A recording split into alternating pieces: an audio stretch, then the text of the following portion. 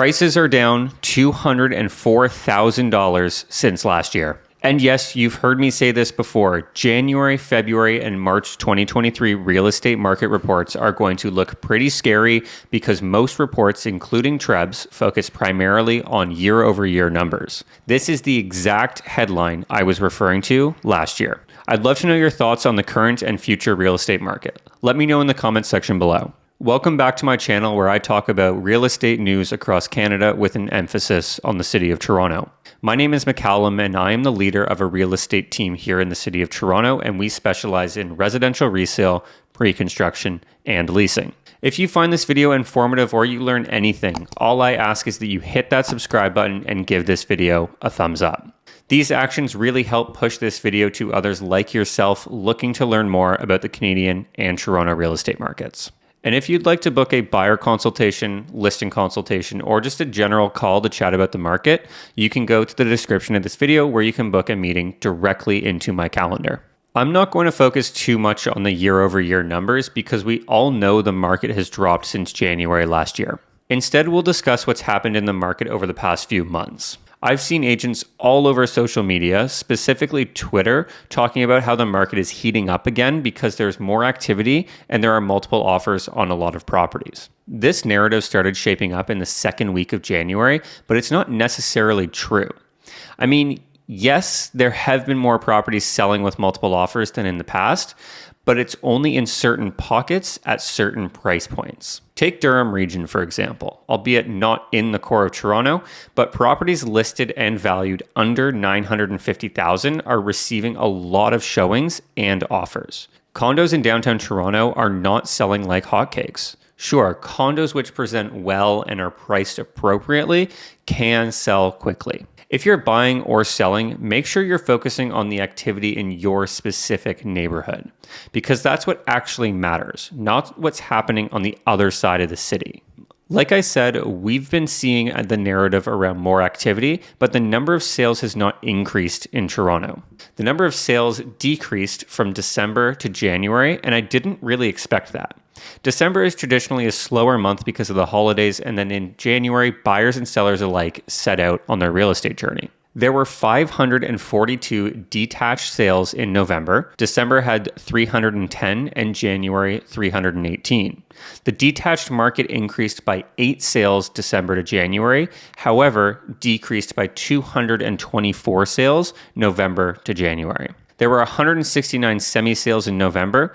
December had 83 and January had 84. The semi-market increased by 1 sale December to January, however decreased 85 sales November to January. The trend continued into the townhouse market with 67 sales in November, 38 in December, and 28 in January. Condos saw 899 sales in November, 646 in December, and 604 in January. Overall, sales are down month over month and down significantly from Q4 of 2022 to January of 2023.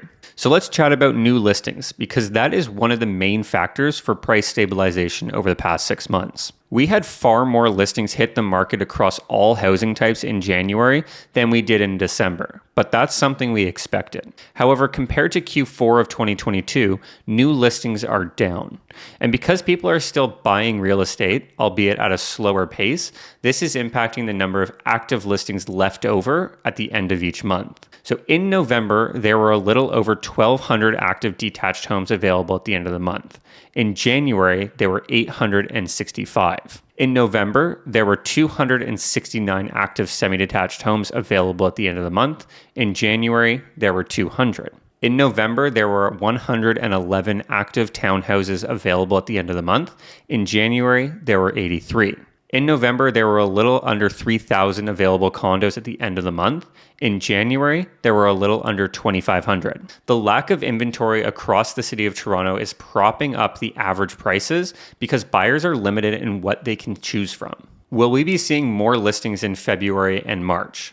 Hopefully, but I'm not holding my breath. Move-up buyers will continue to sell their condos and move into larger homes because the math makes sense for them to make the move now. We will likely continue to see fewer lateral moves and downsizing in the market. I think we'll continue to see fewer new listings and possibly fewer sales until there is more stabilization on the interest rate front. Sellers need to feel confident it's the right time for them to sell, and buyers need to feel confident it's the right time for them to buy.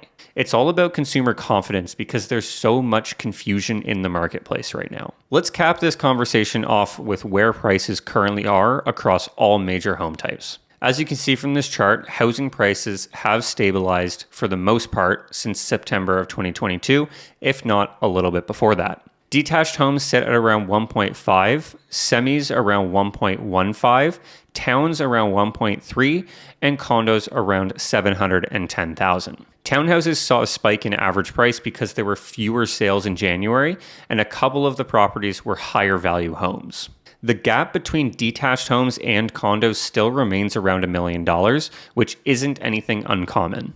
Condos still remain significantly more affordable than all other home types. Barring any unforeseen major policy changes or Bank of Canada updates, it appears the market is finding a level spot. If buyers and sellers become more confident in the coming months, will we see more activity?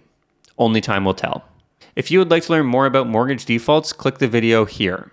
And if you want to book a call with me to chat about buying, selling, or the general market, there's a link in the description of this video where you can book a meeting directly into my calendar. And check out my next video about changes to real estate taxes because it might change your plans.